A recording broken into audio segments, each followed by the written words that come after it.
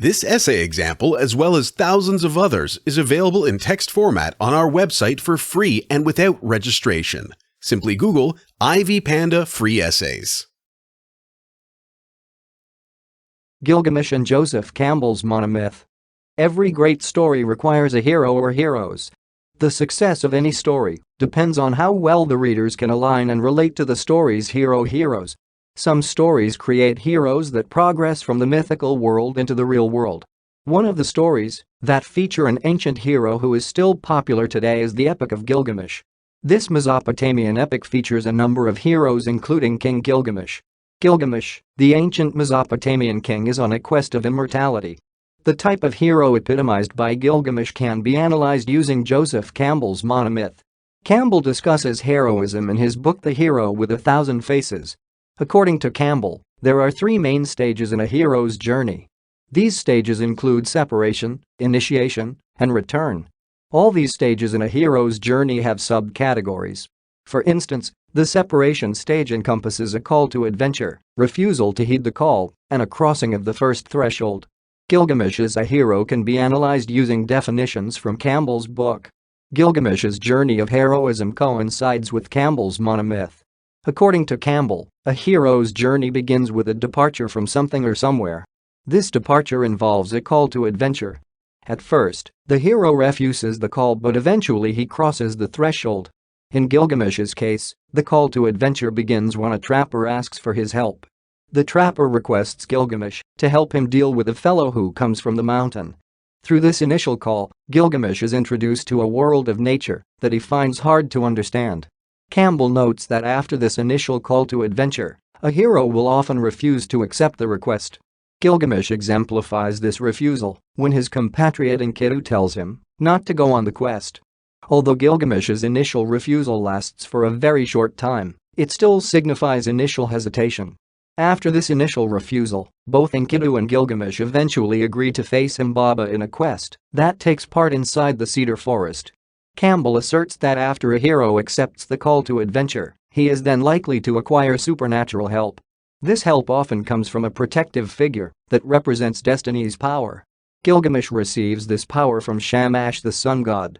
The supernatural power in this case is requested by Ninsun, Gilgamesh's mother. Before she addresses Shamash, Ninsun washes herself with the purity plant, dons a worthy robe, and puts on her crown. She does this in order to get the attention of the revered sun god. The intervention of this supernatural power gives Gilgamesh the bravery to face the fierce Humbaba. Shamash is able to defeat Humbaba with his fire-spitting mouth using his 13 winds. The only difference between Gilgamesh's heroism and Campbell's definition is that the hero in this story does not refuse to accept supernatural help. Campbell asserts that heroes often possess a hardened heart, and they are initially reluctant to accept help from supernatural beings. Gilgamesh does not align with this mode of heroism because he is eager to enlist Shamash's help in his quest against Humbaba.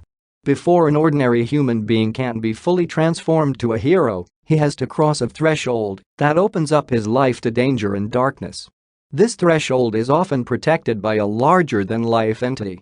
In Gilgamesh's case, this happens when he enters the cedar forest that is protected by Humbaba the Terrible. Campbell states that a hero has to cross the threshold and enter a world of darkness and unknown danger. Gilgamesh's transition is preempted when the author writes that Gilgamesh and Enkidu stood at the edge of the forest, gazing at the entrance to the forest. According to Campbell, the hero is initiated after being separated. This initiation stage is characterized by the hero's metamorphosis.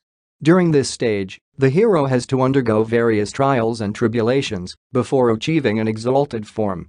For Gilgamesh, these trials are exemplified through his journey through the scorpion beings, road to the sun, garden of jewels, waters of death, and eventually to Utanapishtim's home. After all these trials, Gilgamesh has almost achieved a new life form. The last part of a hero's journey, according to Campbell, is the hero's return. Once a hero has overcome all his trials, he must contemplate a return. In addition, the hero has to return with a significant victory.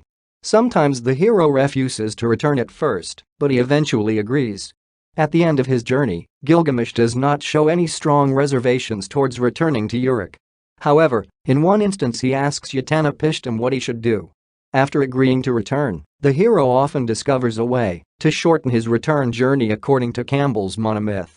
This does not happen to Gilgamesh because the epic does not include a quick return scheme for the hero. The Epic of Gilgamesh is a story about the heroic exploits of an ancient king named Gilgamesh. The hero of this story is modeled in accordance with Joseph Campbell's Monomyth. However, there are few disparities between Campbell's definition and Gilgamesh's heroism. Gilgamesh accepts his call to action and then goes through trials to reach the end of his quest. At the end of the story, he has to return to his kingdom in Uruk. Therefore, his journey as a hero coincides with Campbell's Monomyth. This essay on Gilgamesh and Joseph Campbell's Monomyth was written and submitted by your fellow student. You are free to use it for research and reference purposes in order to write your own paper. However, you must cite it accordingly.